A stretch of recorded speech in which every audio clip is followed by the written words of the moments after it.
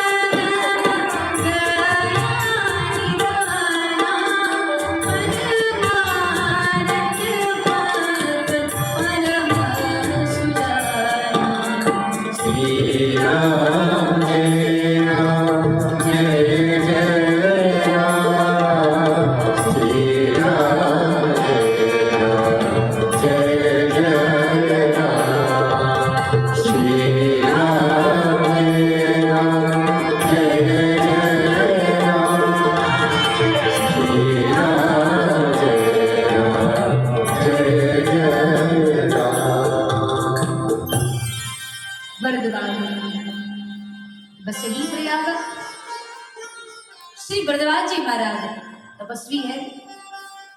नाम इनका भरद्वाज नहीं था। कहते हैं कि गुण के अनुरूप इनका नाम रखा गया, या फिर कहे जो नाम रखा गया उसके अनुरूप उन्होंने अपना जीवन बनाया।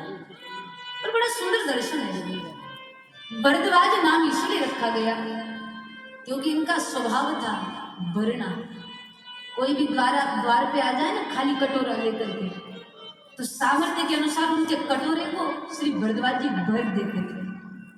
कोई उदास चेहरा लेकर के आ जाए ना तो उसके मन को हर्ष और उल्लास के साथ भर देते थे। कोई आसक्ति के दलदल में फंस जाए तो उसके मन में ईश्वर मिलन की प्यास भर देते थे। और इसी भरने की क्रिया की वजह से इस महात्मा का नाम भरद्वाज रखा गया। या तो नाम के अनुरूप अपना जीवन बनाओ, या फिर जैसा स्वभाव है वैसा नाम रखो। लोग बड़े अजीब है, नाम कुछ और होता है, स्वभाव कुछ और होता है। किसी का नाम गंगाराम, लेकिन बेचारा 3 दिन तक नहाई ही नहीं तो गंगाराम होके भी क्या करे। किसी का नाम शांताबाई, किसी का नाम शांताबाई, लेकिन जहां भी जाए अशांति फैला के आ जाए तो शांताबाई होके भी क्या करे। तो नाम के अनुरूप गुण होना चाहिए या गुण के अनुरूप आपका नाम होना चाहिए। भरद्वाज जी का नाम और गुण बिल्कुल एक है। नाम भरद्वाज है और स्वभाव भी इनका भरना है। कहते कभी भी इनके द्वार से कोई भी खाली हाथ नहीं लौटा। और भरद्वाज जी महाराज जी का जीवन हम सभी को एक प्रेरणा देता है कि तुम भी भरने वाले बन जाओ, यानी तुम भी दाता बन जाओ।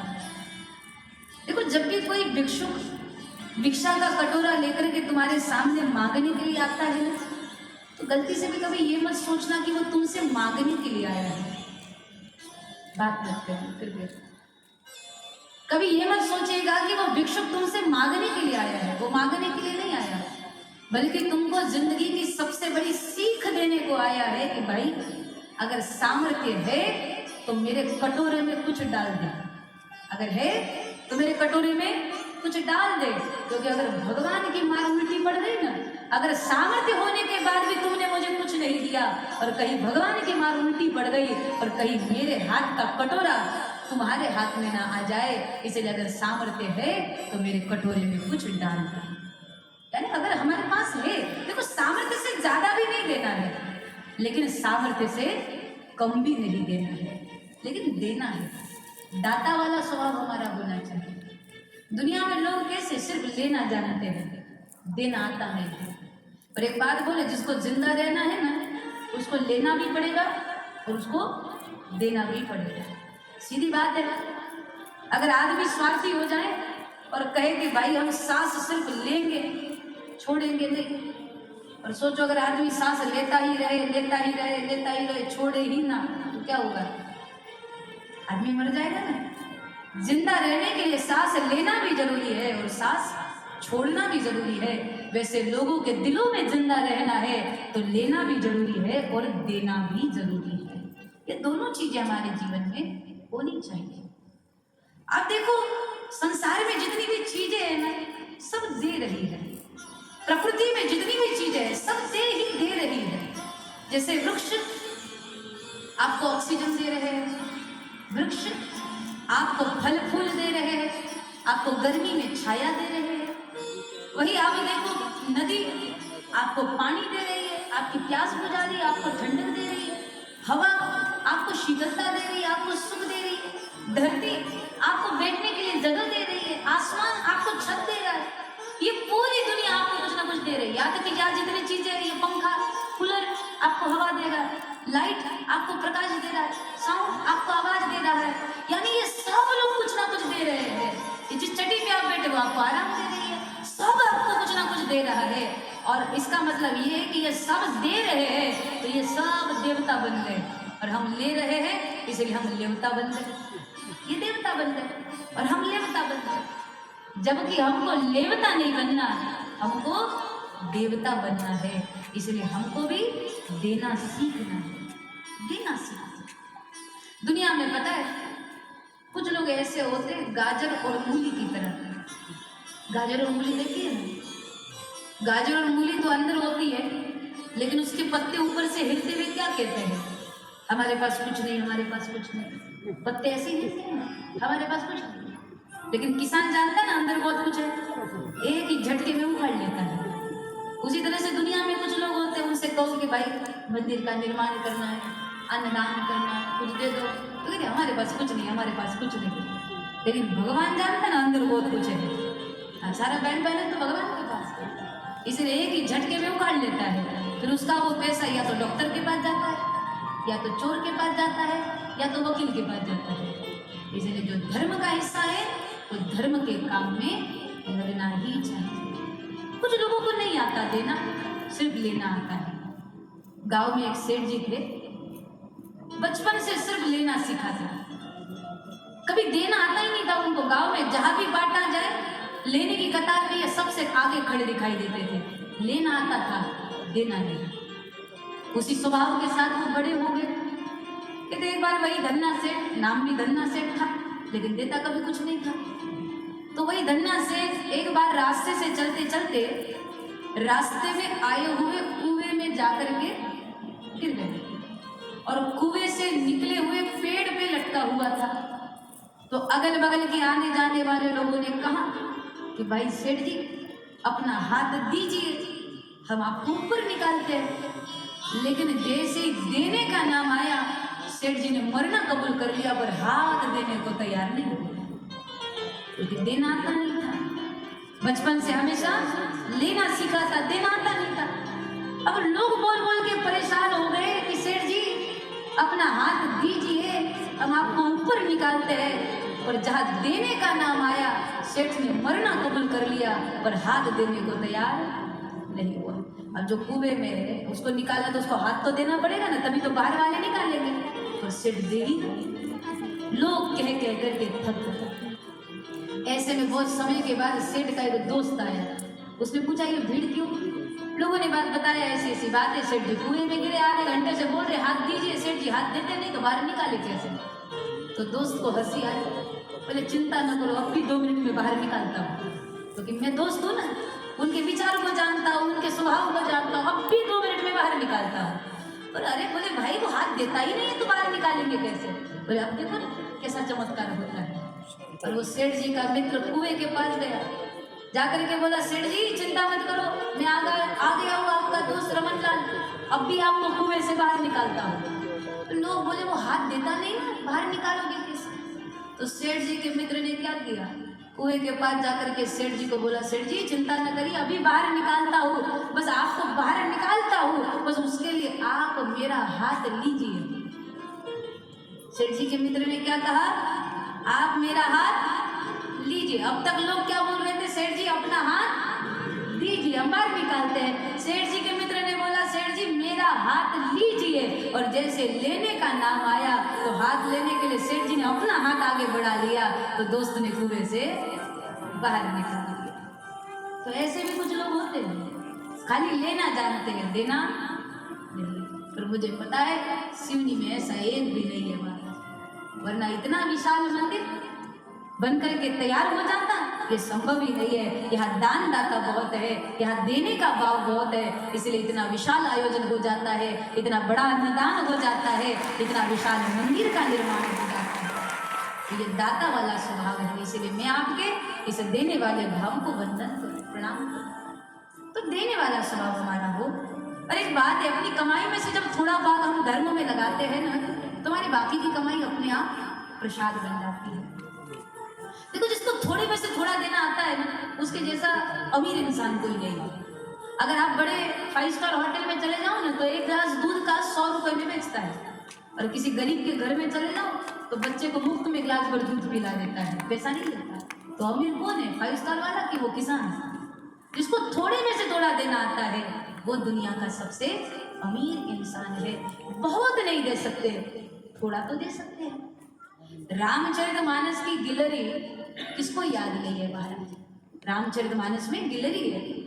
जिस समय राम सेतु का निर्माण होता है, बड़े बड़े पत्थर डाल करके वानर सेतु का निर्माण कर रहे हैं, और ऐसे में एक छोटी सी नन्ही सी गिलहरी माने जानते हैं ना, खारुत है, तो गिलहरी वो जाती, अपनी पूंछ को पानी में भिगोती और गीली पूंछ को रेत में घसीटती, और अपने गीली रेत में जितने मिट्टी के कण समेट सकती समेटती, और ले जाकर के अपने पूंछ को वो सेतु के पत्थरों के बीच में जाकर के झटक देती। तो छोटे छोटे कंकड़ गिरते थे उसमें। अंगद जी ने देखा, और देख करके अंगद जी ने कहा कि बहन गिलहरी तुम क्यों मेहनत कर रही हो? अरे हम है ना बड़े बड़े पत्थर डाल करके सेतु बना लेंगे, तुम्हारे इतने छोटे छोटे कंकड़ से कहाँ सेतु बनने वाला है? क्यों मेहनत कर रही हो, क्यों बेकार में परिश्रम कर रही हो? तो सुन करके गिलहरी ने बड़ा सुंदर उत्तर दिया।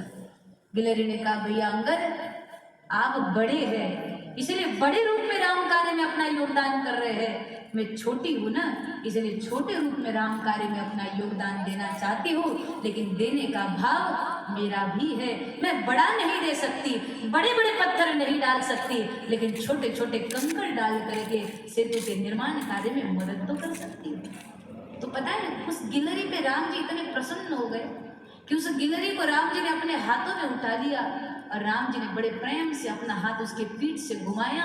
तो आप देखिएगा गिलहरी के पीठ पे 3 रेखाएं दिखाई देती है, 3 लकीर दिखाई देती है। ऐसी मान्यता है कि वो राम जी के 3 उंगलियों के निशान है। और दान का कितना महत्व है कि राम कार्य में एक गिलहरी ने योगदान किया, उसका आशीर्वाद उसके पूरे परिवार को मिल गया। इसलिए देने का स्वभाव हमारा होना चाहिए। परिवार का कोई एक सदस्य दान करता है, लेकिन आशीर्वाद उसके पूरे परिवार को मिल जाता है। और दान की एक विशेषता है महाराज, जितना दोगे उतना वापस आएगा। स्वाभाविक बात है, व्यवहार की बात है।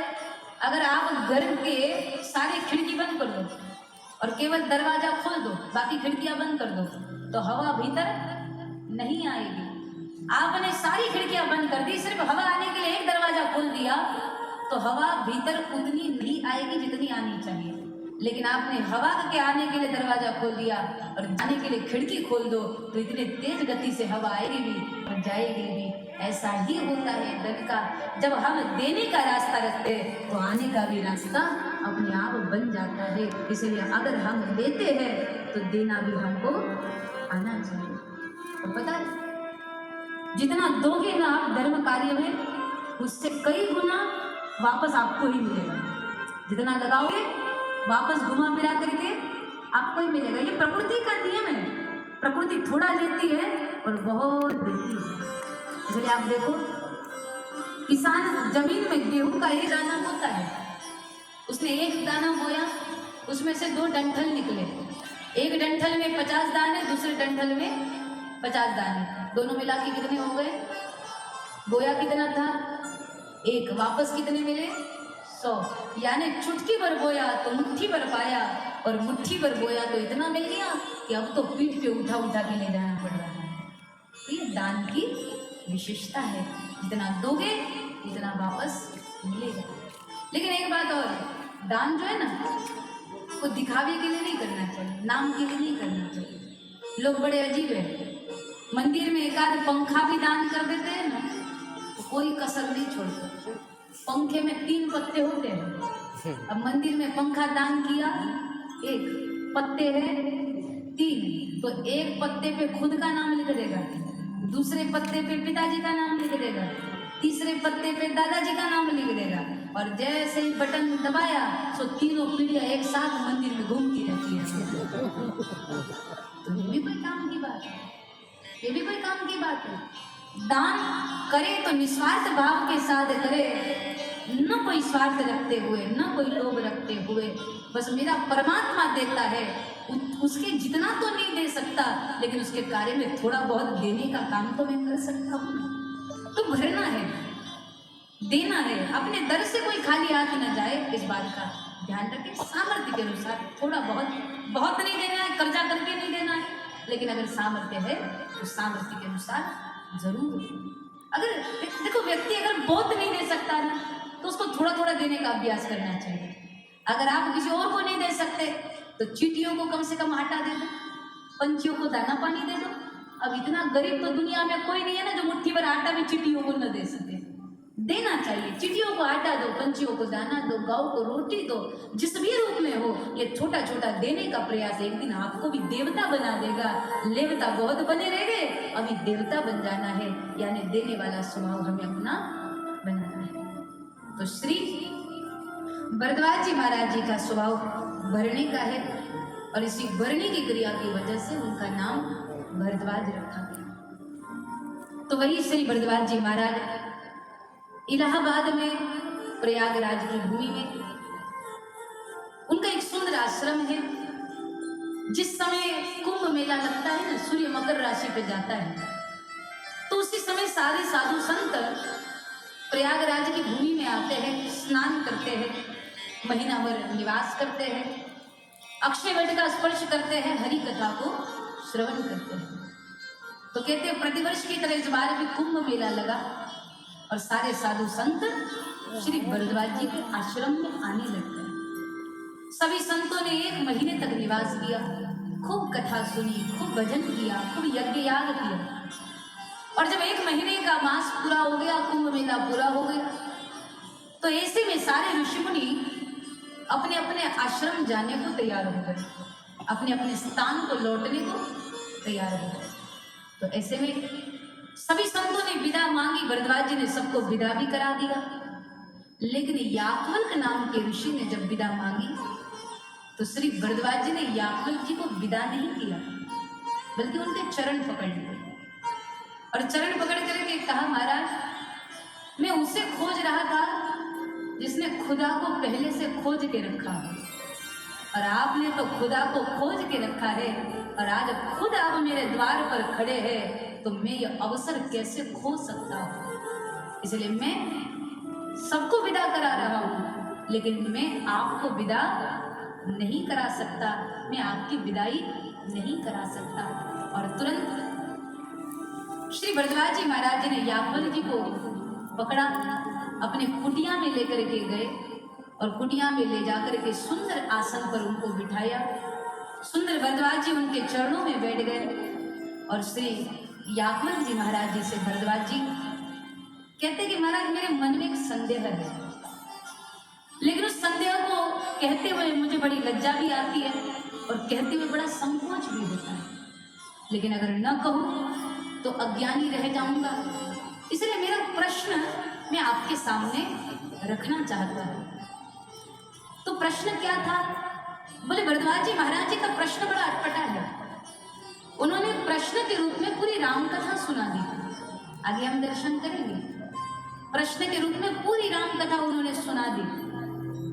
क्या सवाल रहा? एक बात तो यह है कि जिसके मन में जिज्ञासा है ना उसने पूछ लेना चाहिए।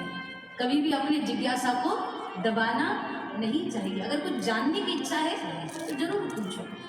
तो श्री भरद्वाज जी महाराज जी ने कहा प्रभु मेरे मन में एक अज्ञान है, एक संदेह है, उस संदेह को आपके सामने प्रकट करना चाहता हूँ, जिससे मेरा भारी संदेह समाप्त हो जाए। आप वही कथा मुझको विस्तार के साथ सुनाइए। तो श्री याग्वल जी महाराज जी के सामने भरद्वाज जी महाराज अपना प्रश्न रखते हैं और प्रश्न क्या है तुलसीदास जी महाराज उसको मानस में लिखते हैं। एक राम भेष कुमारा, एक राम भेष कुमारा, एक राम भेष कुमारा,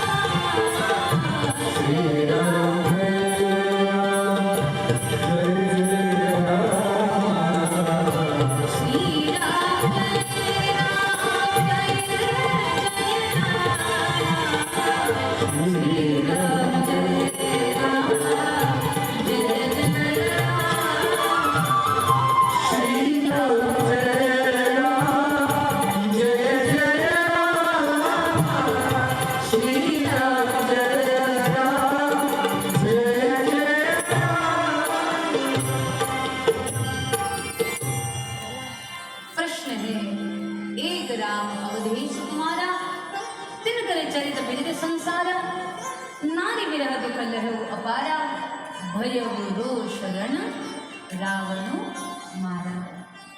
ये रामचरितमानस की चौपाइयों की अपनी विशेषता है।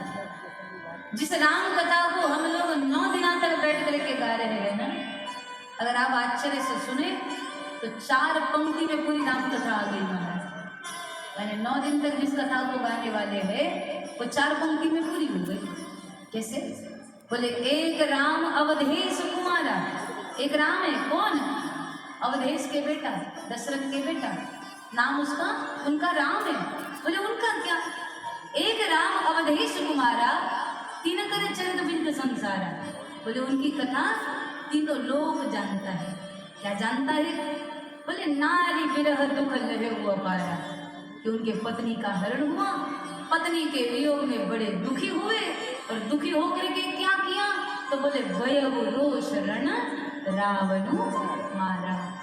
यानी राम जन्म से लेकर के रावण वध तक की पूरी कथा 4 लाइन में आ गई। अगर 4 पंक्ति में राम कथा पूरी होती है तो क्यों 8 से 12 बजे तक बैठ के सुनते हैं, क्यों 9 दिन तक बैठ के सुनते हैं, जबकि 4 पंक्ति में राम कथा पूरी हो जाती है। लेकिन राम कथा की विशेषता है, राम कथा महीनों तक भी गाओ ना तब भी पूरी नहीं होगी, और चाहो तो अब भी 2 मिनट में सुना करके आरती कर सकते हैं। ये राम कथा की विशेषता है। राम कथा की गहराई भी बड़ी अद्भुत है, और राम कथा को संक्षिप्त में भी गा करके पूरा किया जा सकता है। एक छोटा सा बच्चा महात्मा जी से कथा सुनने के लिए आया। महात्मा जी ने शाम को 7 बजे कथा शुरू करी, रात के 1 बजे तक कथा चली। तो बच्चा कथा सुनते सुनते माँ की गोदी में सो गया।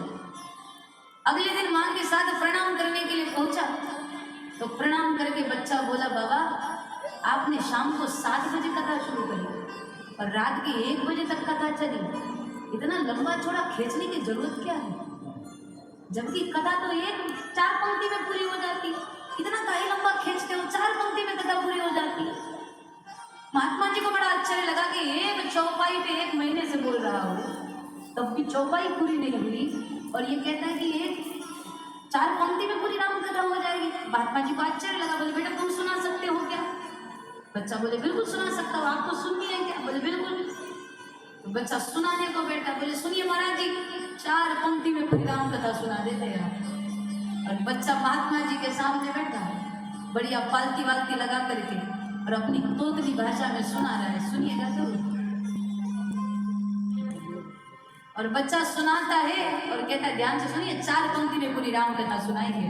और बच्चा सुनाता है, बोले राम कथा है, एक राम एक रावण ना, एक राम एक रावण ना, एक क्षत्रिय एक ब्राह्मण ना, एक राम एक रावण ना, एक क्षत्रिय एक ब्राह्मण ना, उसने उसकी नारी चुराई, उसने उसकी भई लगाई, इतनी बातन बातन ना, तुलसी लिख गए पोतन ना। हो गई, समझ में आई? समझ में आई? नहीं आई? बच्चे ने क्या कहा? बोले राम कथा क्या है? एक राम एक रावण ना। राम कथा में कौन है? एक राम जी है और दूसरा, अच्छा राम जी को राम जी बोलते हो, रावण को रावण बोलते हो, क्यों महाराज? पार्ले जी को भी जी लगाया जाता है, कम से कम रावण जी को तो जी बोलो। तो एक राम जी है, दूसरे एक राम जी और दूसरे रावण जी है, दोनों ही है। बोले एक राम एक रावण ना, और उसमें क्या? बोले एक क्षत्रिय एक ब्राह्मण ना, एक क्षत्रिय है एक ब्राह्मण है। ब्राह्मण कौन है? रावण। ब्राह्मण कौन है? राम जी नहीं है। ब्राह्मण कौन है? अरे नहीं, राम जी है, पक्की बात, रावण है। तो ब्राह्मण कौन है? रावण। क्षत्रिय कौन है? राम जी। बोले और क्या है? बोले एक राम एक रावण ना, एक क्षत्रिय एक ब्राह्मण ना, और उनका क्या? बोले उसने उसकी नारी चुराई। रावण ने सीता जी का हरण किया ना, बोले उसने उसकी नारी चुराई और उसने उसकी भई लड़ाई, उन्होंने उनकी पत्नी का हरण किया, दोनों में युद्ध हुआ। बोले आगे क्या? बोले एक राम एक रावण ना, एक क्षत्रिय एक ब्राह्मण ना, उसने उसकी नारी चुराई और उसने उसकी भई लड़ाई, और इतनी बातन बातन ना, और तुलसी लिख गए पोथन ना। बोले इतनी सी तो बात थी, तो तुलसीदास जी इतनी बड़ी पोथी लिख के चले गए। तो बोले इतनी सी तो कथा है, 1 बजे तक बोलने की जरूरत क्या है? तो राम कथा की यही विशेषता है, इसको महीनों तक भी गाया जा सकता है और 2-4 मिनट में भी गा के पूरा किया जा सकता है। तो भरद्वाज जी महाराज जी ने 4 पंक्ति में पूरी राम कथा सुना दी कि महाराज एक राम दशरथ के बेटा है, उनकी महिमा को हम जानते हैं, राम कथा हमको पता है, लेकिन भरद्वाज जी ये कहना चाहते हैं उनकी कथा हम जानते हैं, लेकिन हमको अब आप ऐसा तत्व निकाल करके सुनाइए कि जिससे राम हमको अपना लगे, राम हमको प्रिय लगे, क्योंकि हम राम की कथा को सुनते हैं। हालांकि भरद्वाज जी महाराज राम कथा को जानते हैं, भरद्वाज जी महाराज जी राम कथा कंठस्थ है, याद है, वो जानते हैं, लेकिन फिर जानबूझ करके ऐसी अज्ञानता दिखा रहे कि मुझे कुछ नहीं पता। तो इसका मतलब क्या है? भरद्वाज जी अज्ञानी है? नहीं, पूरी राम कथा जानते हैं, बहुत अच्छे से जानते हैं, लेकिन फिर भी ऐसा प्रश्न कर रहे हैं क्योंकि वो राम कथा फिर से सुनना चाहते हैं। अब बड़ी सुंदर बात, तानसेन जी दरबार में होकर के गायन कर रहे थे, बादशाह को कुछ सुना रहे थे। तो तानसेन जी की मधुर आवाज और उनकी गायकी सुनकर के बादशाह बड़े प्रसन्न हुए और बादशाह ने कहा आप बहुत बढ़िया गाते हैं, लेकिन क्या कोई ऐसा भी है जो आपसे भी बहुत बढ़िया गाता है? तानसेन जी ने कहा हाँ, हमारे गुरु जी है, हमसे बहुत बढ़िया गाते हैं। बोले उनको कहाँ सुनने को मिलेगा, क्या वो हमारे दरबार में आके गाएंगे? तानसेन जी ने कहा मेरे गुरु गाते हैं, बादशाह के लिए गाते हैं, पर दुनिया के छोटे मोटे बादशाह के लिए नहीं, वो परमात्मा के लिए गाते हैं, दुनिया के सबसे बड़े बादशाह के लिए गाते हैं। वो आपको यहाँ आके नहीं सुना सकते, अगर आपको सुनना है तो मेरे साथ चलना पड़ेगा। तो बोले कैसे चले? बोले भेष बदलो और चलो। तो तानसेन जी राजा को साथ में लेकर के चले, गुरु जी के पास गए, प्रणाम किया, बैठ गए। अब गुरु जी को कैसे बोले गुरु जी गाओ, गुरु जी को कैसे बोले कि गाओ? तो ऐसे में तानसेन जी ने युक्ति क्या की, जो राग गुरु ने सिखाया उसी राग को गाया गुरु के सामने, लेकिन थोड़ा सा गलत तरीके से गा दिया, थोड़ा गलत गा दिया। और जब गलत गा दिया, गलत तरीके से राग को गाने लग गए तानसेन जी, तो उनके गुरु जी बोल पड़े, अरे ये कैसे गा रहे हो, तुम गलत गा रहे हो, ये सही नहीं है, तुम गलत तरीके से गा रहे हो। तानसेन जी बोले गुरु जी मैं तो समझ रहा था कि यही सही है, मैं तो इसी को सही समझ करके गा रहा था, मुझे लगा यही तरीका सही है, ऐसे ही गाया जाता है। तो गुरु जी ने कहा नहीं नहीं तुम गलत गा रहे हो, गलत तरीके से गा रहे हो। तो तानसेन जी ने कहा गुरु जी फिर सही क्या है, सही तरीका क्या है? तो फिर गुरु जी ने सुनाया सही ऐसे गाया जाता है, इस राग को ऐसे गाना है, इस तरीके से गाना है। अब आप सोचिए कि तानसेन जी ने गलत गा दिया, तो क्या तानसेन जी को राग पता नहीं था? पता था, लेकिन गुरुजी गा करके सुनाए, इसके लिए थोड़ा सा गलत गा दिया। वही चीज यहाँ भरद्वाज जी ने की, थोड़ा सा गलत कर दिया, और ताकि सही सुनाने के लिए यादव जी उनको पूरी पूरी राम कथा सुना सके। तो यहाँ पर बड़ा सुंदर दर्शन है, भरद्वाज जी ने जिज्ञासा प्रकट करी, यादव जी महाराज जी ने सुंदर दर्शन उनको कराया, कहा बैठो अभी आपको कथा सुनाते हैं। और जब कहा बैठो, ये भरद्वाज जी आसन लगा करके बैठे, बहुत तन्मयता से, बहुत आनंद से, और यादव जी महाराज उनको सुनाने लग गए। सुनाने वाला वक्ता तभी आनंद से सुना पाता है जब सुनने वाला श्रोता मस्ती के साथ बैठ करके सुन रहा हो। सुनने वाला श्रोता बढ़िया पाल्टी वाल्टी लगा करके सुन रहा हो तो सुनाने वाले को भी बड़ा मजा आता है। लेकिन यहाँ तो लोग सुनने के लिए बैठते, शुरू में आसन लगाते, धीरे धीरे 2-3 घंटे के बाद पैर फैलाना शुरू कर देते हैं, और वो भी व्यासपीठ की तरफ ही कि कथा भी सुनाओ और हमारे चरणन का दर्शन भी करो। मस्ती में बैठ के सुनो, आसन वासन लगा करके सुनो। और देखो जब सामने बैठा हुआ श्रोता उबासी ले करके सुनता है ना, तो सुनाने वाले को मजा नहीं आता।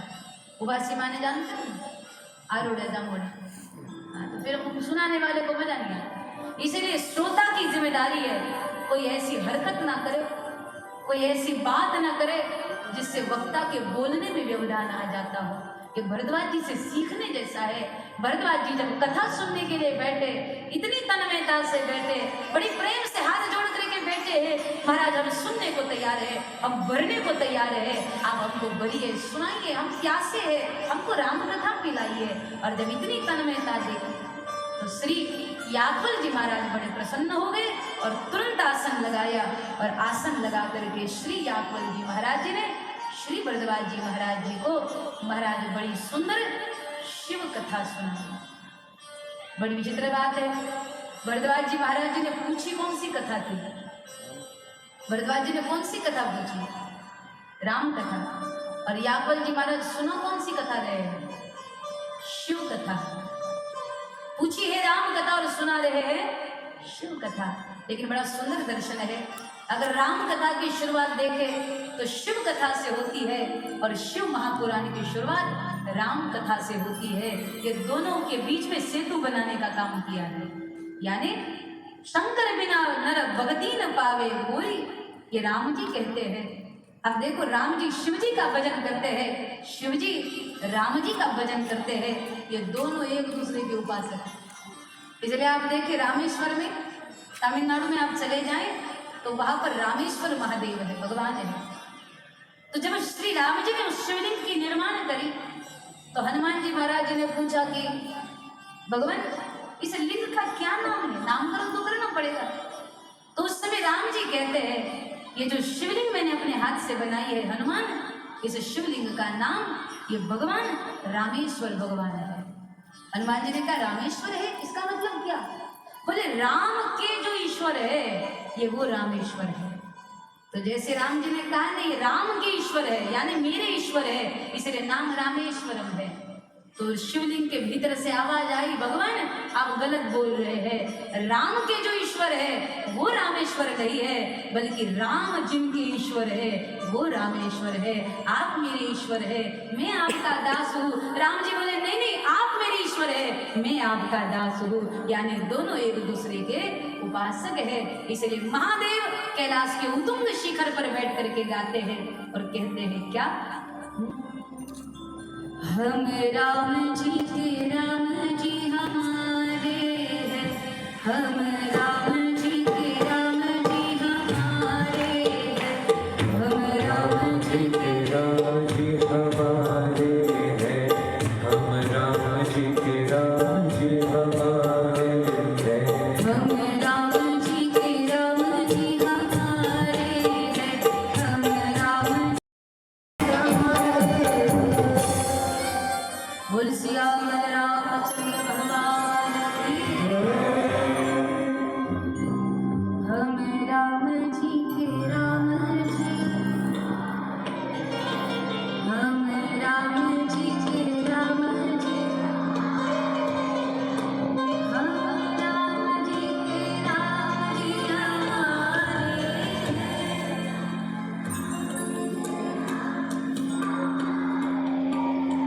हम राम जी के राम जी हमारे हैं, हम राम जी के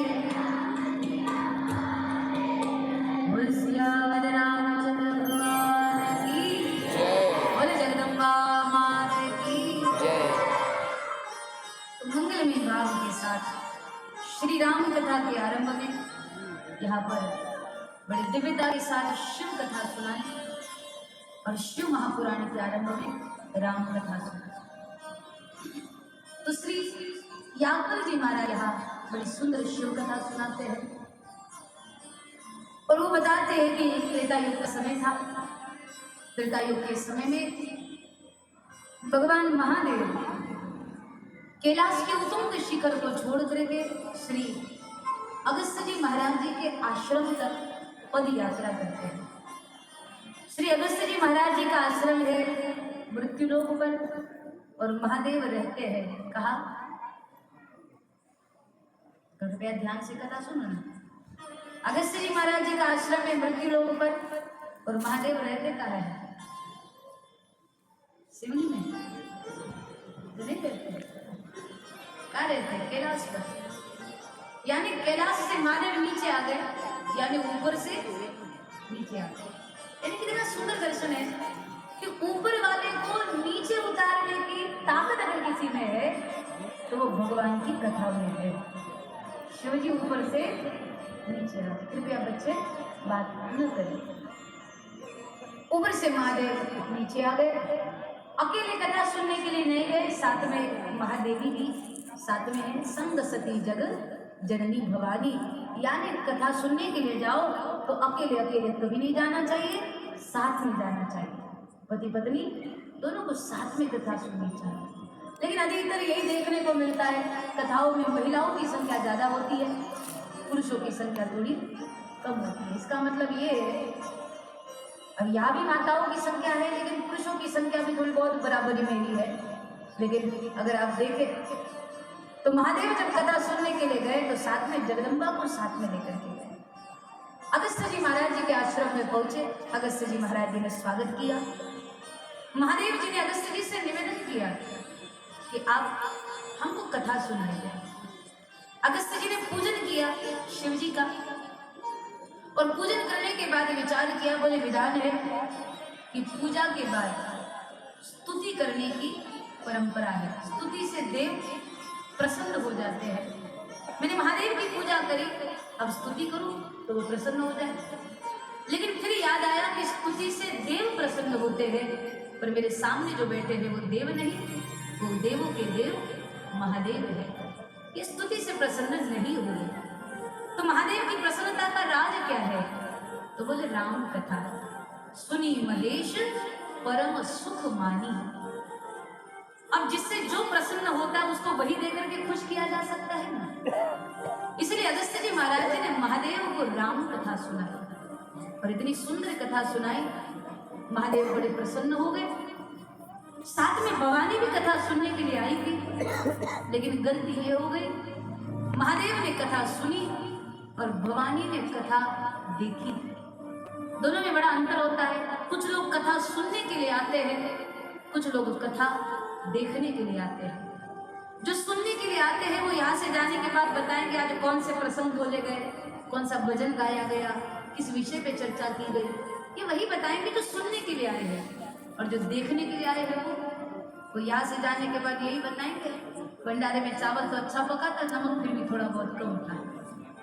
जो देखने के लिए आए हैं वो यहाँ से जाने के बाद कथा की चर्चा नहीं करेंगे, वो यहाँ से जाते समय यही चर्चा करेंगे, ये जो कथा सुनाने वाले हैं तो कौन से जाति के हैं, ये कहाँ के रहने वाले हैं, इनके कौन माता पिता है, ये कहाँ तक पढ़े लिखे हैं। तो इसी चर्चा में लग जाते हैं, जबकि हमको कथा सुनाने वाले से नहीं जुड़ना है। बहुत सावधानी के साथ मैं कह रही हूँ आपसे कि हमें उससे नहीं जुड़ना है जो कथा सुना रहा है, वो ध्यान से सुनिएगा। हमें उससे कोई लेना नहीं। यानी जो दुनिया में आता है उसके कोई ना कोई माता पिता होते हैं, उसकी कोई ना कोई जाति होती है, कोई ना कोई रहता ही होगा, कुछ ना कुछ खाता पीता ही होगा, उसके भाई बहन भी होंगे, उससे क्या लेना देना हमें। हमको उससे नहीं जुड़ना है जो कथा सुना रहा है, वो ध्यान से सुनिएगा। हमें जो कथा सुना रहा है उससे नहीं जुड़ना। तो बोले वो जिसकी कथा सुना रहा है ना, हमें उससे जुड़ना है। समझ पा रहे? वो जो कथा सुना रहा है हमको उससे कोई लेना देना नहीं, वो जिसकी कथा सुना रहा है ना, हमको उससे जुड़ना है। इसलिए बाकी गले में नहीं पढ़ना है कि कौन से जाति के, कहाँ के रहने वाले, क्या कहाँ पढ़े हैं, कोई लेना देना। तो कथा सुना रहे, सुन भाग से सुन। तो कुछ लोग सुनने के लिए आते हैं, कुछ लोग देखने के लिए आते हैं। महादेव ने कथा सुनी है और महादेवी ने कथा देखी है, गलती हो गई। परिणाम ये हुआ कि कथा सुन करके जब महादेव वहां से चले तो जाने के बाद ये स्थिति बनी कि महादेव जब कथा सुन करके निकले तो आकाश मार्ग से शिवजी जा रहे थे सती जी को साथ में लेकर के, और नीचे से त्रेता युग का समय था। एक बार त्रेता युग माही शंभु गए कुंभजरी छिपाई, तो त्रेता युग का समय था। तो नीचे से राम जी जा रहे थे दंडकारण्य में विचरण करते हुए। तो ऐसे में कहा गया कि ऊपर से महादेव जा रहे हैं, नीचे से राम जी जा रहे हैं। तो महादेव का ध्यान राम जी के ऊपर गया और अपने स्वामी को नीचे से जाता हुआ देखकर महादेव बड़े प्रसन्न हो गए। और परिणाम में महादेव ने ये जाना कि मेरे जिनकी कथा भी सुन करके निकले वो सामने खड़े हैं, और अगर मैं प्रणाम न करूं तो अविवेक हो जाएगा। इसलिए महादेव सोच ही रहे थे कैसे प्रणाम करूं, कैसे प्रणाम करूं, पास जाके करूं कि दूर से करूं, सोच ही रहे थे शिव जी। कि उसी समय में वो घटना घटी, रावण आया, छल करके सीता जी का हरण करके रावण ले गया। तो जैसे श्री सीता जी का हरण हो गया, राम जी बहुत दुखी हुए, रोने लग गए। और जब रोते हुए राम जी को शिव जी ने देखा तो शिव जी बड़े प्रसन्न हो गए, और रोते हुए राम को देख करके शिव जी ने वही खड़े खड़े राम जी को प्रणाम कर दिया, ये बोल करके जय जय सच्चिदानंद, जय जय सच्चिदानंद, जय जय सच्चिदानंद। और रोते हुए राम जी को जब शिव जी ने प्रणाम किया तो ऐसे में बगल में खड़ी सती जी को बड़ा आश्चर्य लगा। सती जी ने महादेव से पूछ लिया कि महादेव ये जो रुदन करते हुए जा रहे हैं आप इनको वंदन क्यों कर रहे हैं? अरे जो रो रहा है उसको प्रणाम करके फायदा क्या? महादेव ने कहा देवी ये रुदन करते हुए जो जा रहे हैं ना, ये मेरी इष्ट है, सच्चिदानंद है, परब्रह्म है, भगवान है, देवी मैंने प्रणाम किया है, तुम भी प्रणाम करो। सती जी बोले महाराज जो रुदन करते हुए जा रहा है दशरथ के बेटे को मैं भगवान मान के प्रणाम नहीं करूं। अरे आप इनको भगवान बोलते हो? भगवान का तो नियम है वो दुनिया के रोने के बंधन को काटते हैं, ये तो खुद रो रहे हैं और वो भी पत्नी के विरह में।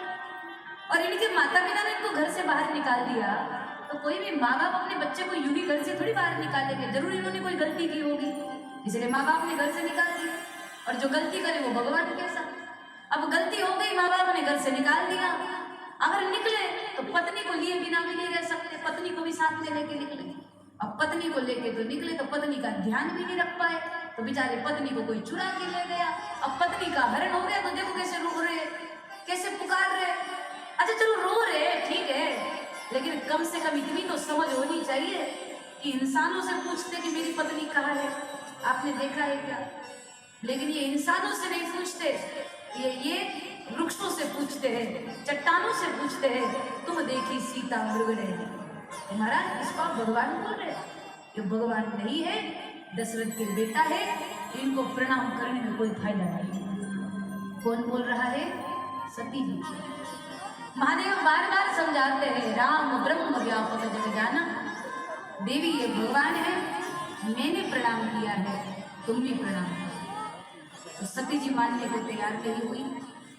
महादेव सती जी के स्वभाव को जानते थे, इसलिए महादेव ने कहा देवी अगर तुमको मेरे वचनों में भरोसा नहीं है तो कोई बात नहीं, एक काम करो खुद जाओ और जाकर के खुद ही परीक्षा लेकर के आ जाओ। महादेव को ये अच्छा नहीं लगा कि सती जी परीक्षा दे, और वो जानते थे उसके स्वभाव को, अगर मैं नहीं भेजूंगा फिर भी बना बना के जाएंगे, कहेंगे अब भी पी के आती है और जाके परीक्षा ले लेंगे।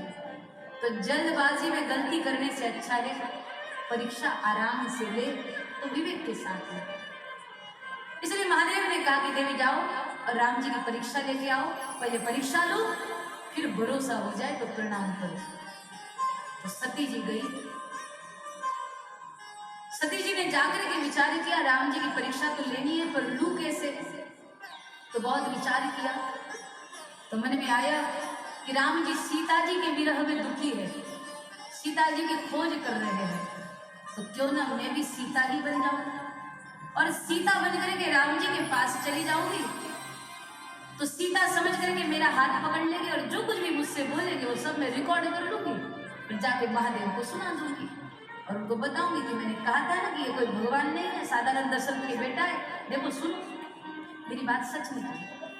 यानी सती जी को राम जी को जानने में कोई रुचि नहीं है, महादेव को गलत साबित करने में रुचि है। इसलिए सती जी ने युक्ति करी, सीता जी का भेष बना करके सती जी गई। अब भेष तो बिल्कुल सही बना लिया पर एक गलती हो गई, सती जी को सीता जी की तरह चलना नहीं आया। सीता जी का नियम था आगे राम जी पीछे लक्ष्मण जी, बीच में सीता जी, आगे राम जी बीच में सीता जी और पीछे लक्ष्मण जी, ये सीता जी का नियम था। लेकिन सती जी ने क्या गलती करी, सीता जी का भेष बनाकर राम जी और लक्ष्मण जी के बीच में नहीं चली, तो लक्ष्मण जी के आगे आगे, उससे भी आगे राम जी के भी आगे आगे चलने लग गए। सीता जी का नियम था बीच में चलती थी और सती जी सीता जी का भेष बना के राम जी के भी आगे आगे चलने लग गए। लक्ष्मण जी ने देखा, लक्ष्मण जी समझ गए जगत की माता है, माँ के भेष में आई है, पर जब भगवान कुछ नहीं बोल रहे तो मैं क्यों बोलूं, इसलिए लक्ष्मण जी मौन हो गए। लेकिन राम जी ने जैसे ही देखा, देखते ही पहचान गए कि जगत की माता मेरे पत्नी के वेश में मेरी परीक्षा लेने को आई है, तो जगत की माता आई है प्रणाम तो करूं। और यही सोच करके राम जी ने सती जी को प्रणाम कर दिया। तो उसी समय सती जी को समझ जाना चाहिए था कि राम जी मुझको पहचान गए इसलिए प्रणाम कर रहे हैं, लेकिन सती जी को लगा कि राम जी का नियम होगा रोज सीता जी को ऐसे ही प्रणाम करते होंगे, इसीलिए पूजे कर रहे हैं, बाकी पहचाना नहीं है। तो राम जी ने प्रणाम किया और बाद में राम जी अब कुछ संबोधन करना है, बात करनी है तो संबोधन भी तो करना पड़ता है, सखी मित्र भाई कुछ तो बोलना पड़ता है ना बात करते समय। तो राम जी सोच रहे कि क्या संबोधन करूं, न माँ कह सकता हूँ न पत्नी कह सकता हूँ, माँ नहीं कह सकता क्योंकि पत्नी के वेशभूषा में है, और पत्नी नहीं कह सकता क्योंकि जगन की माता है, तो क्या कहो। तो तुलसीदास जी कहते राम जी ने तीसरा ही रास्ता निकाला, न माँ कहा न पत्नी कहा, तो बोले दोनों हाथ जोड़ करके पूछने लग गए कि मेरे पिता शंकर जी कहाँ है, मेरे पिता शंकर जी कहाँ है। और जैसे शंकर जी के बारे में पूछा, सती जी तो घबरा गई और समझ गई कि ये मुझे पहचान। तुरंत दौड़ करके शिव जी के पास पहुंची। अभी उन्होंने सारी बात साफ साफ नहीं बताई। जैसे ही शिव जी के पास पहुंची तो शिव जी ने पूछा, देवी कहो कैसे परीक्षा ली तुमने।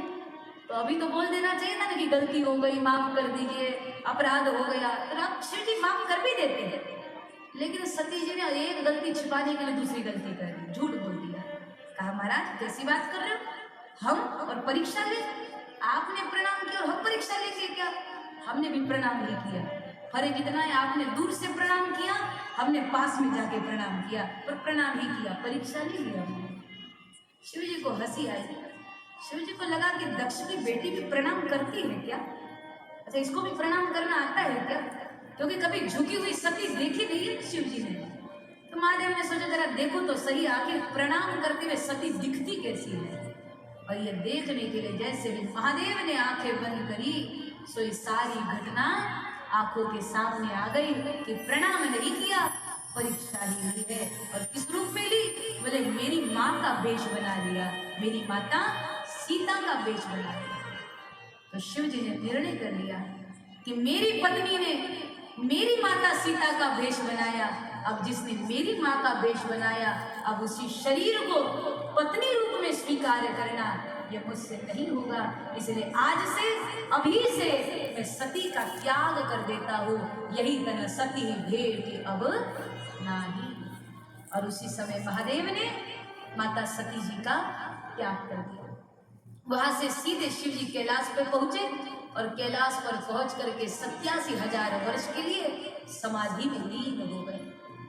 तो जब अकेले रहना पड़ा ना सती जी को, तो वो चिंतन करने लगी। जब आदमी एकांत में रहता है ना, तो अपने गलतियों पर ज्यादा विचार करता है, अपने सुधार के लिए काम करता है। जब लोगों के बीच में रहता है तो अपनी अच्छाई दिखाने के चक्कर में आडंबर बहुत करता है, पर एकांत में रहता है तो अपने गलतियों को याद करता है, तो सुधार की संभावना ज्यादा हो जाती है।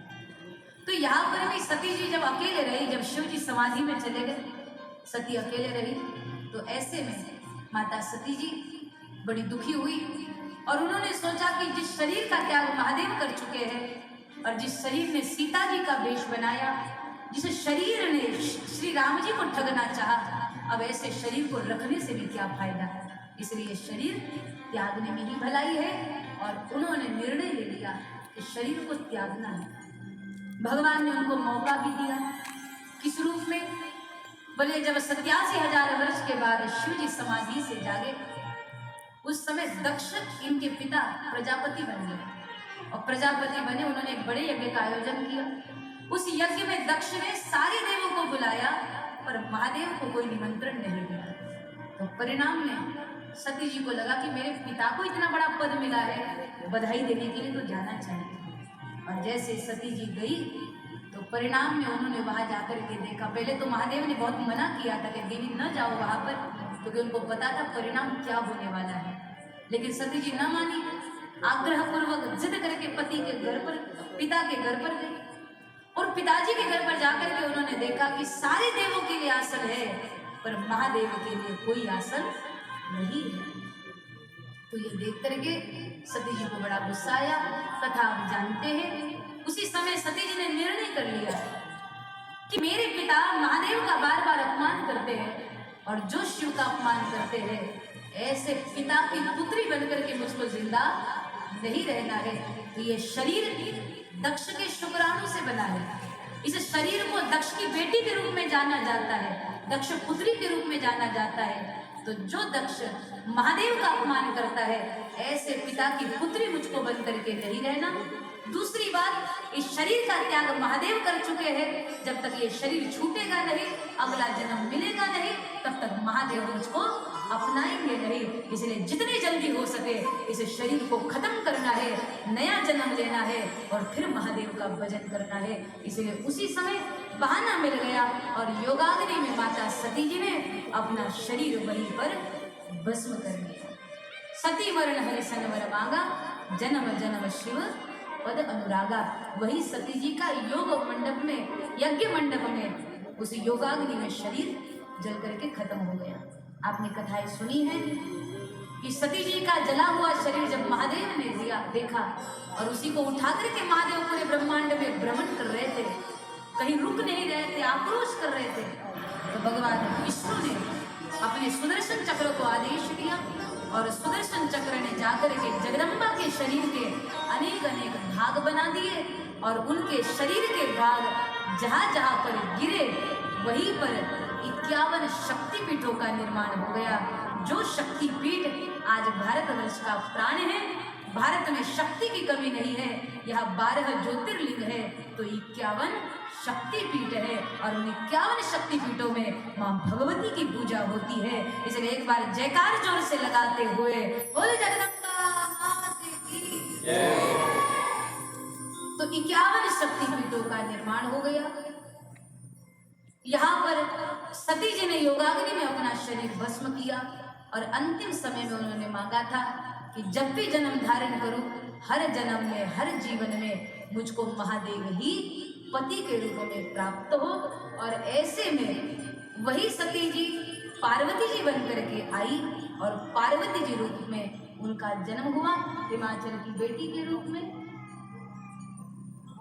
पार्वती जी का जन्म हुआ, हिमाचल की बेटी के रूप में। वही सती जी है जो पार्वती जी बन करके जन्मी और हिमराज की बेटी बन करके आई। और जैसे ही जगदम्बा का आगमन हुआ, चारों ओर बड़ी प्रसन्नता हुई, जयकार हुए, कोई मंगल बाजे बजा रहा है, कोई गीत गा रहा है, कोई दुदुम्बी बजा रहा है, कोई तुतारी बजा रहा है, कोई करताल बजा रहा है, कोई शंख बजा रहा है और जिसके पास बजाने के लिए कुछ नहीं वो जोरदार तालियां बजा रहा है और जगदम्बा का स्वागत करते हुए बड़े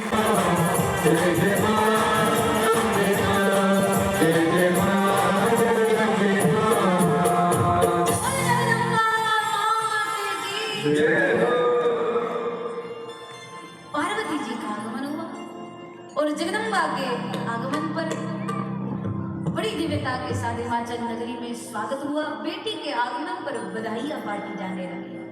बड़ा सुंदर दर्शन है, जगह जगह मंडप डाले गए, अनेक साधु संतों का आगमन हुआ। क्योंकि जो पधारी है ना वो साधारण नहीं है, जगदम्बा पधारी माने आंगन में। आज जगदम्बा का आगमन, हिमवान राजा बड़े प्रसन्न है।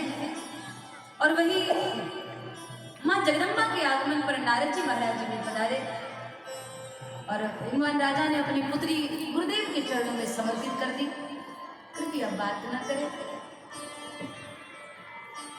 गुरुदेव के चरणों में समर्पित कर दी। नारद जी ने उनके भाग्य का वर्णन किया कि महाराज आपकी पुत्री अद्भुत है, इसके जीवन में सब सुख होगा, सब आनंद होगा, इसके नाम से भारत की महिला पतिव्रता की असीम धारा पर चल पड़ेगी, इसकी पुराई कुंवारी कन्या करेगी तो मनचाहा वर प्राप्त करेगी। आपकी पुत्री जगदम्बा के रूप में सारे भारतवर्ष में पूजी जाएगी। अनेक रूप होंगे इनके, अनेक नाम होंगे इनके, अन्य देवों की उपासना कुछ दिनों तक की जाएगी, लेकिन इसकी उपासना 9 रात्रि तक की जाएगी, 9 दिन 9 रात्रि तक की जाएगी। और जो भी इसकी थोड़ी उपासना करेगा वो बहुत कुछ पा जाएगा। इसलिए आपकी पुत्री अद्भुत है महाराज। लेकिन नारद जी कहते हैं पर एक बात है, बाकी तो सब बढ़िया है, लेकिन आपके पुत्री को जो पति मिलेगा ना वो अगुण अमान मातु पितुहीना उदासीन सब संशय छे। किसको जो पति मिलेगा वो अगुण होगा, अमान होगा, उसके माता पिता नहीं होंगे, भिक्षा मांग कर खाने वाला ऐसा पति आपकी पुत्री को मिलेगा। हिमवान राजा परेशान हो गए, ये कैसा भाग्य है मेरी पुत्री का। नारद जी ने कहा चिंता न करो, जैसा वर्णन मैंने किया है ऐसा ही पति इसको मिलेगा, लेकिन ये सारे गुण महादेव में है। अगर महादेव पति के रूप में मिल जाए आपकी पुत्री को तब तो क्या कहना है, आनंद ही आनंद है। तो ऐसे में आपकी पुत्री को उसके लिए तप करना पड़ेगा। सुन करके पार्वती जी बड़ी प्रसन्न हो गई और बहुत छोटी उम्र में पार्वती जी तपस्या करने को जंगल में चली थी। दर्शन बहुत दिव्य है। पार्वती जी ने बहुत कठोर तप किया, बाल्यावस्था से लेकर के कुमार अवस्था तक बहुत कठोर तप किया, और उनके तप की जब फलश्रुति होने लग गई, यानी उनका तपस्या, उनका तप जब पूरा होने को आ गया, तो राम जी महादेव के पास पहुंचे और जाकर के बोले, महादेव महाराज, सती जी ही पार्वती बनकर के आई है और आपको पाने के लिए बड़ा तप कर रही है, कृपया आप उनसे विवाह की अनुमति दे और उनसे ब्याह कर। महादेव ने कहा कि प्रभु, आपकी आज्ञा है इसलिए मैं उनसे विवाह तो करूंगा, लेकिन उन्होंने बिना परीक्षा लिए राम जी को प्रणाम नहीं किया था, मेरी बात नहीं मानी थी। मैंने बहुत बार कहा कि राम भगवान है, लेकिन बिना परीक्षा के उन्होंने मेरी बात नहीं मानी। आज भी मैं उनको अपनाऊंगा, लेकिन एक बार परीक्षा जरूर लूंगा, क्योंकि उन्होंने मेरी इष्ट की भी परीक्षा ली थी, इसलिए एक परीक्षा मैं भी उनकी लूंगा। और इसलिए महादेव ने सप्तर्षियों को पार्वती जी के पास भेजा कि उनकी श्रद्धा की परीक्षा लीजिए। सप्तर्षि माता पार्वती जी के पास आए, उनका शरीर हाड़ मांस का पिंजरा बन गया था त्याग और तपस्या के कारण।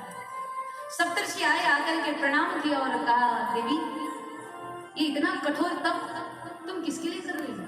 क्या चाहती हो? क्या पाना चाहती हो तुम? मतलब पार्वती जी बोली, महाराज, अगर मैं आपसे कहूंगी ना कि मैं तपस्या किस लिए कर रही हूँ, तो शायद आप हंसेंगे मेरे ऊपर, तो छोड़िए ना, साधना में कैसा आप हो? सप्तर्षि ने कहा, कहिए तो सही, शायद हम आपकी कुछ मदद कर। तो माता पार्वती जी ने कहा, भगवान, मैं महादेव को पति के रूप में प्राप्त करने के लिए तपस्या कर रही हूँ, मुझको शिव जी को पति रूप में प्राप्त करने के लिए। दूल्हा दुल्हन ने हाँ भी नहीं भरी, पहले पटाखे फोड़ दिए। अभी तो बात ही चल रही है, थोड़ा रुक जाइए। तो सप्तर्षियों ने कहा कि देवी, आपने अगर शिव जी को देखा होता तो शायद आप विवाह के लिए कभी इतना कठोर तप नहीं करते। क्यों? पार्वती जी ने कहा, ऐसा क्यों कह रहे हैं आप? सप्तर्षि बोले, आप नहीं जानते उस महादेव जी को? अरे उससे अच्छा है आप नारायण से विवाह कर लीजिए, वो तो लक्ष्मीपति है, वैकुंठाधिपति, आप उनसे विवाह करें। पार्वती जी ने कहा, नहीं नहीं, जन्म जन्म लगी लगन हमारी, वर्णो संभुनत रहो कुवारी, हम तो विवाह करेंगे महादेव से। सप्तर्षि बोले, पर देवी, वो जो महादेव है ना, उनका अपना कोई घर नहीं है, वो विवाह के बाद आपको किधर रखेंगे? घर नहीं है उनका। पार्वती जी ने कहा, घर नहीं है तो रहते कहाँ है? बोले, शमशान में रहते हैं। तो सब पार्वती जी हंसने लगी, आप कहते हो कि शमशान में रहते हो, और ये भी कहते हो कि घर भी नहीं है। अरे जब वो शमशान में रहते हैं तो सप्तऋषि, आपको तो ये बोलना चाहिए कि हर गांव में शिव जी का एक बंगला है, क्योंकि हर गांव में मंदिर हो या न हो, शमशान तो हर गांव में होता ही है। माने हर गांव में शिव जी का एक बंगला, अगर वो शमशान में रहते हैं तो ये बड़ा अच्छा समाचार आपने सुनाया कि महादेव के इतने बंगले हैं, हर गांव में एक बंगला है। इसका मतलब अगर घर गंदा हो जाए ना तो सफाई का कोई टेंशन ही नहीं है, जैसे घर गंदा हो जाए सीधे घर ही बदल दो। महादेव के इतने सारे घर। सप्तर्षि बोले, देवी आप समझ नहीं रही, वो जो महादेव है ना, वो भिक्षा मांग करके लाते हैं, और जो भिक्षा में मिला वही खाते हैं। आपको भी विवाह के बाद वही पाना पड़ेगा। अब इतना सुनना था कि पार्वती जी खुशी से नाच पड़ी। बोले, महाराज, ये समाचार भी आपने बहुत सुंदर सुनाया कि महादेव भिक्षा मांग के लाते हैं और वही पाते हैं। इसका मतलब तय है कि शादी के बाद मुझे भोजन बनाने का कोई टेंशन ही नहीं है कि आज कौन सी सब्जी बनाऊं, क्या बनाऊं, क्योंकि जो महादेव भिक्षा में लाएंगे वही दोनों बैठ के मजे से पाएंगे। और मजे की बात, रोज अलग अलग घर का टेस्ट मिलेगा हमको, कभी तीखा, कभी मीठा, कभी नमकीन। अच्छा समाचार सुनाया आपने। सप्तर्षि बोले, देवी आप समझ नहीं रही है, वो जो महादेव है ना, वो हमारे तरह मनुष्यों की तरह कपड़े नहीं पहनते, तो बोले वागांबर धारण करते हैं। अब जैसे सुना, अब तो पार्वती जी खुशी से नाच पड़ी। बोले, महाराज, ये भी संदेश आपने बहुत बढ़िया सुनाया कि महादेव वस्त्र नहीं पहनते, वागांबर पहनते हैं। इसका मतलब तय है कि शादी के बाद मुझको खाली अपनी ही साड़ी धोनी है, महादेव के तो कपड़े धोने का भी टेंशन नहीं है। अरे जितना आनंद महादेव के घर में है, उतना आनंद दुनिया में दूसरा कहीं और हो ही नहीं सकता। इसलिए अब तो बात पक्की हो गई, विवाह करेंगे तो महादेव के साथ ही करेंगे। तो अब सम्मति मिल गई महाराज। तो ऐसे में सप्तर्षि समाचार महादेव तक पहुंचाते हैं या हिमाचल नगरी में संदेशा पहुंचता है, और दोनों जगह पर तैयारियां आरंभ हो जाती है। बाराती तैयार, बड़े ढीले ढाले बाराती है महाराज। अच्छे से बैठो, पालती वालती लगाओ और मुस्कुराहट के साथ। महादेव की सुंदर बारात है, सुंदर विवाह महोत्सव है। और ऐसे में मंगलमय भाव के साथ आज हिमाचल नगरी में बड़ी तैयारी आरंभ हो गई, लेकिन कैलाश पे बड़ा बड़ा ठंडा माहौल है हमारा, क्योंकि जिनका विवाह है ना, उनको सजाने वाले कोई है ही नहीं। देवता लोग तो जब तक हाँ नहीं सुनी तब तक थे कैलाश पे। जैसे ही सुना कि विवाह के लिए हाँ कर दी, सब अपने अपने घर चले गए, अपने आप को सजाने के लिए, अपने घर को, विमान को सजाने के लिए। शादी है शिव जी की और तैयार हो रहे देवता गए, यानी ब्याहे मेरे मालिक और पाउडर क्रीम लगाए पड़ोस वाले। शादी शिव जी की, तैयार देवता गण हो रहे हमारा। तो शिवगणों ने सोचा ये तो बड़े अजीब है, बड़े स्वार्थी देवता है, खुद के श्रृंगार में लग गए, हमारे स्वामी का तो कोई श्रृंगार ही नहीं करता, तो बोले कौन करे? बोले हम है ना, हम कर देते हैं। तो सारे शिवगण इकट्ठे हो गए। अब सोचो, शिवगण जो कभी दूल्हा बने नहीं, दूल्हे को कभी देखा नहीं, वो दूल्हे का श्रृंगार करेंगे तो कैसा दूल्हा बनेगा हमारा? तो कैसा किया श्रृंगार? बोले शिव जी को बिठाया। बिठाने के बाद क्या करे? बोले पहले जलाभिषेक करो। अब जल लाने की जरूरत ही नहीं, सीधे गंगा जी जटा से बहती है हमारा। तो क्या किया? बोले महादेव को सुंदर आसन पर बिठाया और जो गंगा जी की धार टेढ़ी थी ना, पाइपलाइन सीधी कर दी। और जैसे सीधी कर दी तो गंगा की धार सीधे महादेव के ऊपर गिरने लग गई। जलाभिषेक हो गया, अभिषेक हो गया। उसके बाद क्या करें? बोले श्रृंगार कराओ। श्रृंगार में बहुत सारी चीजें पहनाई जाती है, इधर उधर का पहना दिया, बीच वाला छूट गया तो गड़बड़ी हो जाएगी, इसलिए क्या करो? ऊपर से शुरू करो। ऊपर से शुरू करेंगे तो जो जो आता है वो सब पहना देगा। तो ऊपर क्या आएगा? बोले मुकुट। अब महादेव के पास तो सोने का मुकुट है नहीं, तो क्या पहना है? बोले वीरभद्र को प्रकट करने के लिए जिन जटाओं को खोला था, आज एक गण ने आकर के उन्हीं जटा को मुकुट के आकार के समान ऊपर बांध दिया। ऊपर बांधने के बाद एक हरा रंग का बड़ा सर्प लिया, उसको लपेट दिया। बाद में छोटे वाले लाल रंग का सफेद सर्प लिया, उसको ऊपर रख दिया। बोले लो भाई, हमारे दूल्हे का मुकुट तैयार हो गया। बोले उसके बाद मुकुट के नीचे कान, और कान में क्या पहनाते? बोले कुंडल। और कुंडल क्या है? सोने के नहीं है महादेव के पास। तो एक गण ने छोटे छोटे सर्पों को पकड़ा और उनको पकड़ करके उनकी पूंछ कान के छेद में से डाली और पीछे से गांठ बांध दी। बोले लो भाई, हो गए कान के कुंडल। अब मजे की बात ये, दुनिया वालों के कान के कुंडल हिलते हैं, पर महादेव के कान के कुंडल नीचे रख के देखो चलते भी है। हाँ, क्योंकि सर्पों के आभूषण है। और महादेव के सारे आभूषण ऐसे है कि महादेव का एक आध आभूषण घर में निकल जाए ना तो घर वाले बाहर निकल जाएंगे, क्योंकि सारे सर्पों के आभूषण, गले में सर, भुजाओं में सर, उधर पर सर। और पाउडर क्रीम तो लगाते नहीं है महादेव। क्या लगाते हैं? बोले जिसको जलाया ना अभी भी शमशान में, उसी की भस्म लेकर के आ गए और ताजी ताजी भस्म का लेपन कर दिया। और महादेव भस्म की बड़ी सुंदर होली खेले। दूल्हा तैयार हो गया। अब दूल्हा तैयार हो गया तो उसके बाद घोड़े पे बिठाया जाता है। अब कैलाश में कहा घोड़ा महाराज, तो नंदी जी आ गए, महाराज हमारे ऊपर बैठ जाओ, हम तो सवारी है आपकी, बैठ जाओ। महादेव नंदी पे बैठ गए। किसी ने दौड़ करके आकर के संदेशा सुनाया, अरे दूल्हे को घोड़े पे बिठाया जाता है, हमने बैल पे बिठा दिया। चलो ठीक है, लेकिन घोड़े पे बिठा के घोड़े की लगाम हाथ में पकड़वाई जाती है। अब हमने घोड़े के बजाय बैल पे बिठा दिया, बैल को लगाम कहाँ से लाए? बैल को लगाम होती है, कहाँ से लाए? इतने में सब सोच रहे बैल को लगाम कहाँ से लाए, कहाँ से लाए, कहाँ से लाए। उतनी देर में महादेव हंसे और मुड़े, और मुड़ करके बैल की पूंछ अपने हाथ पे पकड़ ली। बोले भैया लगाम पकड़ ली है, अब बारात आगे बढ़ाओ। और जैसे ही कहा तो ऐसे में जैसे ही बैठे महाराज, बड़ी विचित्र बारात है, महादेव बैल पर बैठे। और बैठने के बाद जब देवताओं ने ऐसी विचित्र बारात देखी तो देखने के बाद सब भाग खड़े हो गए। बोले ऐसे दूल्हे के साथ कौन जाएगा? जो जाएगा उसका तो अपमान हो ही जाएगा। तो सारे देवता पहले ही चले गए। अब महादेव अकेले, अब बिना बाराती के दूल्हा भी करे क्या महाराज? तो वीरभद्र ने कहा चिंता न करो, अभी सारे बाराती बुलाते हैं। अब महादेव का एक नाम पता है क्या है? भूतनाथ। और इनके सारे संबंधी कौन है?